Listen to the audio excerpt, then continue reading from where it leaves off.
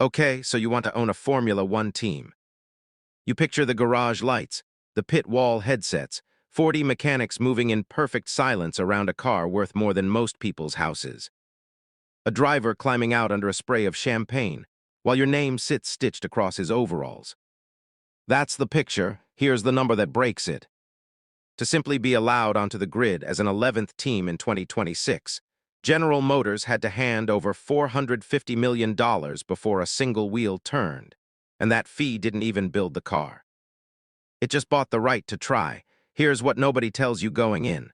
Formula One used to be one of the fastest ways to lose a fortune in sports.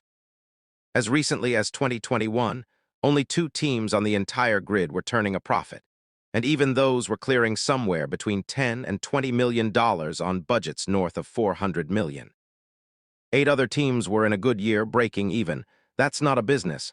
That's a very expensive hobby with sponsors attached. Something changed. Today, the average team on the grid is valued at over $3 billion, and every single one of them is profitable. We're going to find out exactly what changed, what it actually costs to sit at that table, where the money really comes from, and who ends up rich versus who ends up writing checks nobody sees.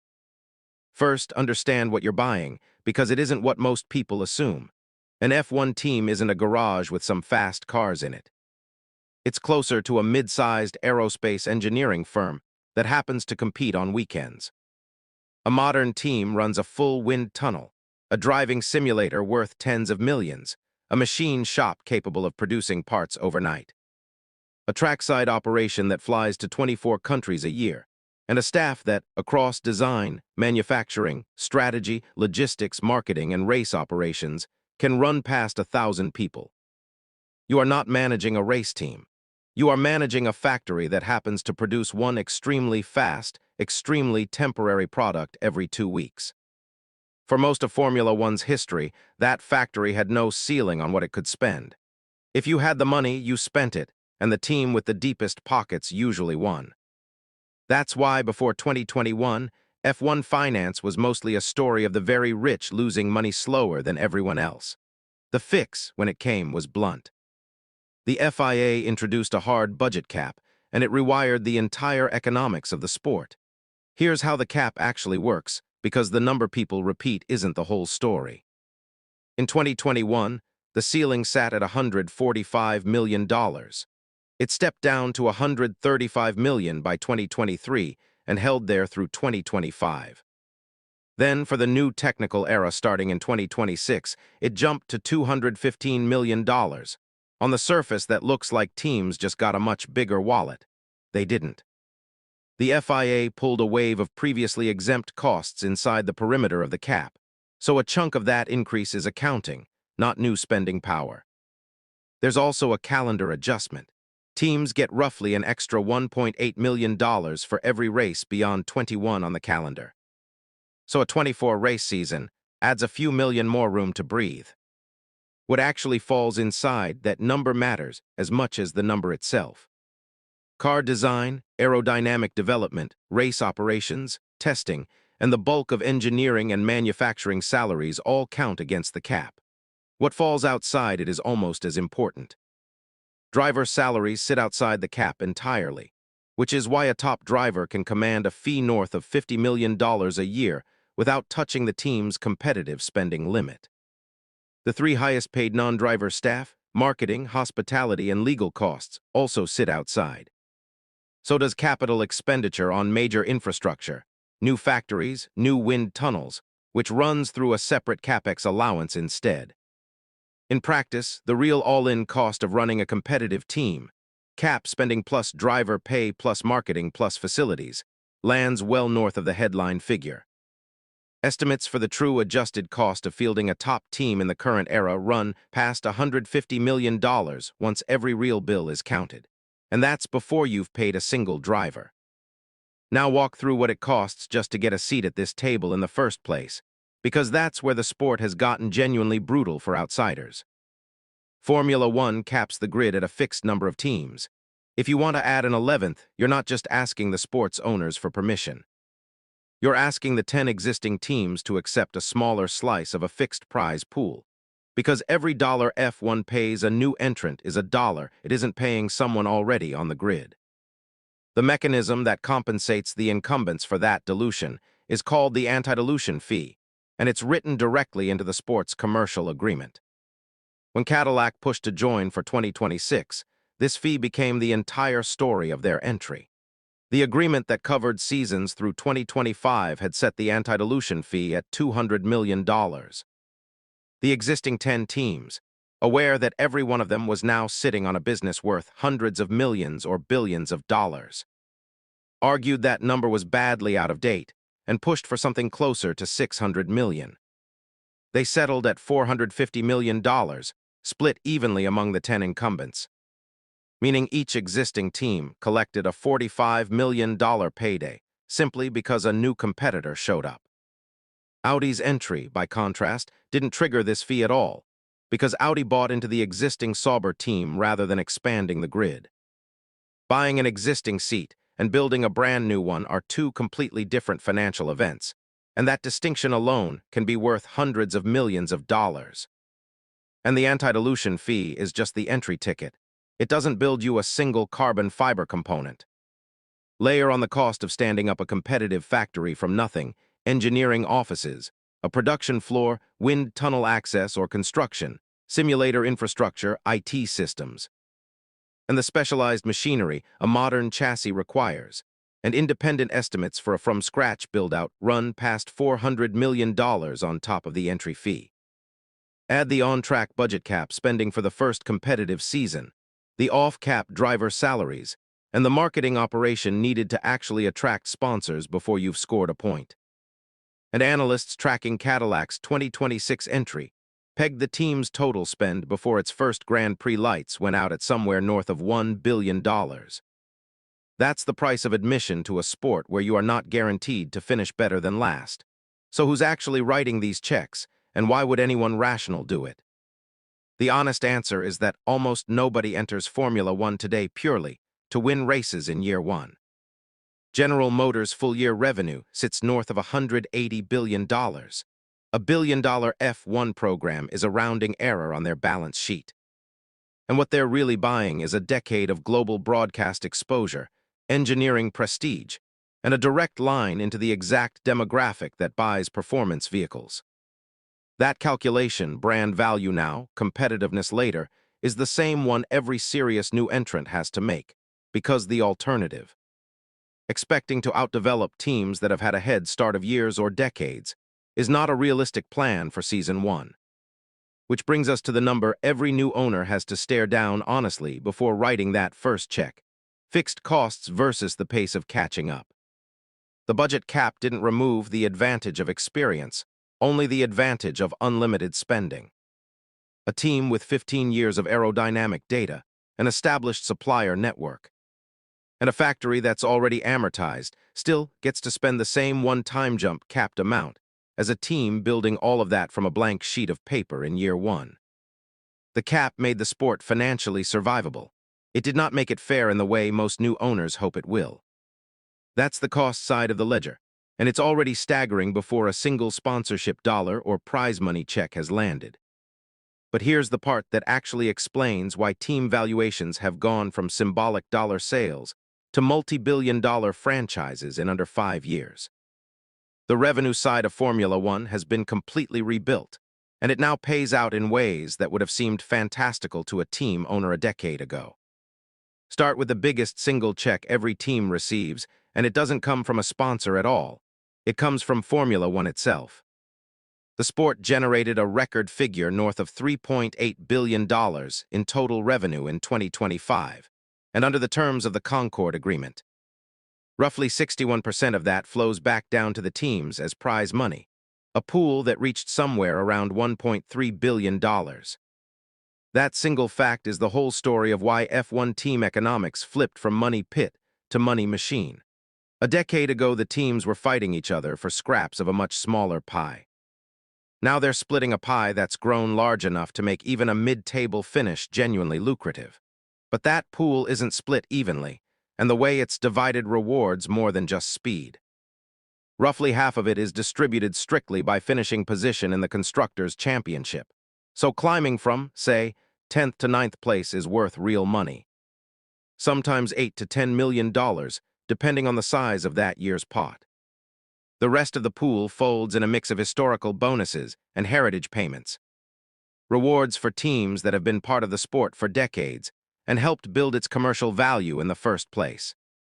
This is why a team like Ferrari can finish fourth in the standings and still collect the single largest individual payout on the grid, beating the actual championship-winning team by well over $100 million in a given year. Prize money in Formula One isn't purely a meritocracy. It's part meritocracy, part loyalty program for the franchises that built the brand. On top of that structural payment sits sponsorship, and this is where the gap between the top and bottom of the grid becomes almost uncomfortable to look at directly. A title sponsor on a front-running team can be worth on the order of $100 million a year. And that's before you count the dozens of secondary and technical partners plastered across the car and the paddock.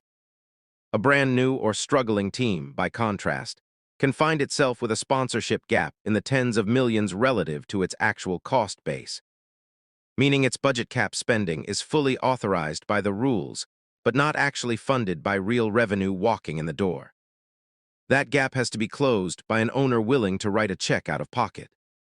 And it's the single clearest signal of which teams are built to survive a downturn, and which ones are one bad season away from a very uncomfortable board meeting. Then there's the revenue most fans never think about at all: hospitality, merchandising, and paddock club access. Formula One weekends have become full luxury events, and teams increasingly run their own branded hospitality suites, ticketed paddock experiences, and direct-to-consumer merchandise lines that didn't meaningfully exist as profit centers 15 years ago. None of this shows up on a television broadcast, but for a team with a big enough global fanbase, merchandising and hospitality can now represent a real, growing slice of total revenue. And unlike prize money, it isn't tied to where you finish on Sunday. It's one of the few lines on the income statement. A struggling team can actually grow through its own effort rather than waiting for a car upgrade to work. Stack it all together, and you can see why a team that was worth a few $100 million during a liquidity crisis just 5 years ago can be worth $5 billion today. Take a team that spent 2020 in genuine financial distress, cutting well over 1,000 jobs and scaling back its racing operation just to survive. New ownership brought in fresh capital, and by riding the wave of the budget cap, growing prize money. And a global audience boom driven heavily by behind-the-scenes streaming coverage that turned drivers into celebrities. That same organization has since been valued at close to $5 billion, with a recent minority stake sale pricing the whole franchise at that level. That's not a racing story. That's a financial engineering story, and it's the one every prospective buyer studies before they sign anything. Now the other side of the ledger, because this sport still eats teams alive with some regularity, and the cap didn't eliminate that risk. It just changed its shape. The classic failure mode in the pre-cap era was simple: outspend your revenue-chasing performance, fall behind anyway because someone outspent you harder, and eventually run out of road. Multiple midfield and backmarker teams didn't survive that era at all, folding, being sold for a fraction of their build cost, or disappearing from the grid entirely when the sponsorship checks stopped clearing. The cap was built specifically to stop that cycle from repeating, and largely it has. But a new failure mode has taken its place, and it's quieter. A team can be fully compliant with the budget cap, spending exactly what the rules allow, and still be structurally underfunded if its sponsorship revenue doesn't cover that authorized spend. The cap sets a ceiling on what you're allowed to spend. It does not guarantee you have the revenue to actually spend up to that ceiling sustainably. A new entrant without a locked-in title sponsor can find itself authorized to spend $215 million a year, while only generating enough outside revenue to comfortably cover a fraction of that, with an owner covering the difference out of pocket every single season. That's viable for a corporation the size of General Motors. It is not viable indefinitely for a smaller, independently financed operation, and it's exactly the trap that swallowed weaker teams even in the cap era. There's a second risk layer that's easy to underestimate. The anti-dilution fee cuts both ways over time. The $450 million an incoming team pays looks enormous on the day it's wired. And split 10 ways, it hands each existing team a one-time windfall of $45 million. But that windfall is a single payment against a permanent change.